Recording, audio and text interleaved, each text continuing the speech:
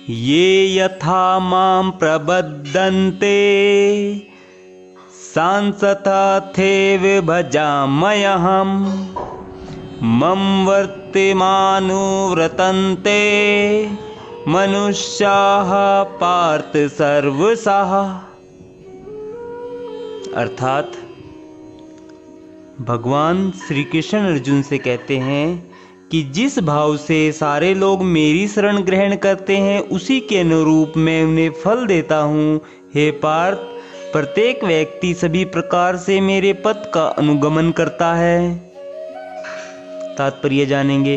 प्रत्येक व्यक्ति कृष्ण को उनके विभिन्न स्वरूपों में खोज रहा है। भगवान श्री कृष्ण को अंशतः उनके निर्विशेष ब्रह्म ज्योति तेज में तथा प्रत्येक वस्तु के कण कण में रहने वाले सर्वव्यापी परमात्मा के रूप में अनुभव किया जाता है, लेकिन कृष्ण का पूर्ण साक्षात्कार तो उनके शुद्ध भक्त ही कर पाते हैं।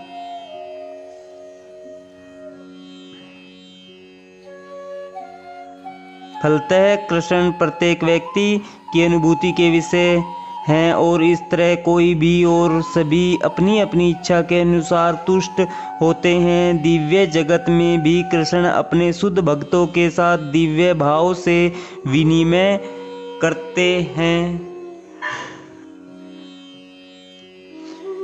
जिस तरह की भक्त उन्हें चाहता है, कोई एक भक्त कृष्ण को परम स्वामी के रूप में चाह सकता है, दूसरा अपने सखा के रूप में, तीसरा अपने पुत्र के रूप में और चौथा अपने प्रेमी के रूप में। कृष्ण सभी भक्तों को समान रूप से उनके प्रेम की गाढ़ता के अनुसार फल देते हैं। भौतिक जगत में भी ऐसे ही विनिमय की अनुभूतियाँ होती है और वे विभिन्न प्रकार के भक्तों के अनुसार भगवान द्वारा समभाव से विनिमय की जाती है। शुद्ध भक्त यहाँ पर और दिव्य धाम से भी कृष्ण का सानिध्य प्राप्त करते हैं और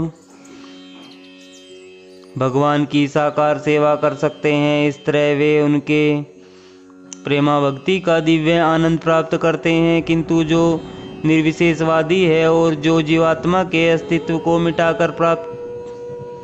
मिटाकर आध्यात्मिक आत्मघात करना चाहते हैं, कृष्ण उनको भी अपने तेज में लीन करके उनकी सहायता करते हैं। ऐसे निर्विशेषवादी सच्चिदानंद भगवान को स्वीकार नहीं करते। फलतः वे अपने व्यक्तित्व को मिटाकर भगवान की दिव्य सगुण भक्ति के आनंद को प्राप्त नहीं करते। उनमें से कुछ जो निर्विशेष सत्ता में दृढ़तापूर्वक स्थित नहीं हो पाते, वे अपनी कार्य करने की सुप्त इच्छाओं को प्रदर्शित करने के लिए इस भौतिक क्षेत्र में वापस आते हैं। उन्हें वैकुंठ लोक में प्रवेश नहीं करने दिया जाता, किंतु उन्हें भौतिक लोक में कार्य करने का अवसर प्रदान किया जाता है। जो सकाम कर्मी हैं, भगवान उन्हें यज्ञेश्वर के रूप में उनके कर्मों का वांछित फल देते हैं। जो योगी हैं और योग शक्ति की खोज में रहते हैं, उन्हें योग शक्ति प्रदान करते हैं। दूसरे शब्दों में प्रत्येक व्यक्ति की सफलता भगवान की